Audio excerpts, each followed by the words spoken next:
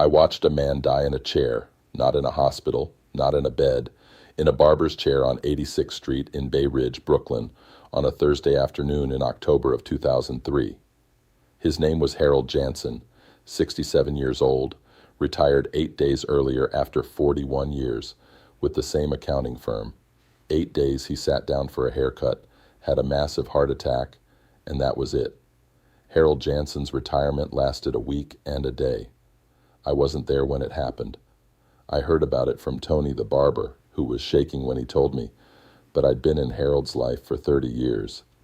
He was a customer, a good one. Brought his shoes in every few months like clockwork, and I knew something that made the story worse. Harold had wanted to retire at 60. His wife Vivian had begged him. Their daughter in San Diego had begged him. His doctor had begged him. His blood pressure was terrible. His knees were shot.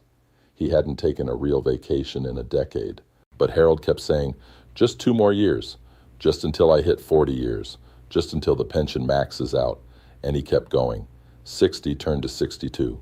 62 turned to 65. 65 turned to 67. 7 extra years at a desk doing work he'd stopped enjoying somewhere around 1994 for a pension bump that his wife never got to spend with him because he was dead before the first check arrived. Now, I need you to listen carefully to what I'm about to say, because I'm going to contradict myself, and both things I say are going to be true. I believe work is sacred. I believe it with everything I have. I fix shoes for a living 6 days a week, 10 hours a day for over 60 years, and I loved it. I loved the smell of the leather.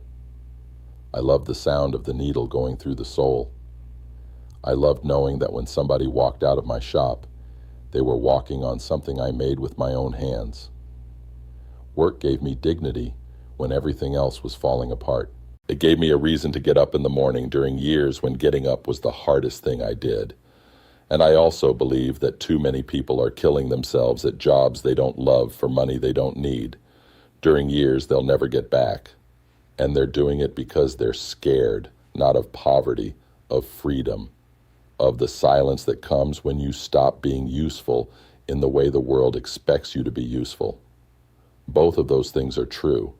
And if you're over 60 and still working, you need to figure out which truth applies to you, because the answer changes everything. Let me tell you about 2 men, 2 customers, same decade, same neighborhood, completely different stories. The first was a man named S. Gordano. Yes, another S. There were about 40 of us in Bay Ridge alone. Sal Gordano was a plumber, owned his own business, Gordano and Sons, though the Sons part was aspirational because his boys wanted nothing to do with plumbing. Sal Gordano loved his work, and I mean loved it the way I loved mine. He'd come into my shop with pipe grease still under his fingernails and talk about a job the way a painter talks about a canvas. S, you should have seen this bathroom I redid on Colonial Road. Marble tile, copper fixtures, the works. He was an artist with pipes. And when people started telling him to retire, he was 63, 64. He said, retired or what? I'm already doing what I do for free. Escordano worked until he was 76.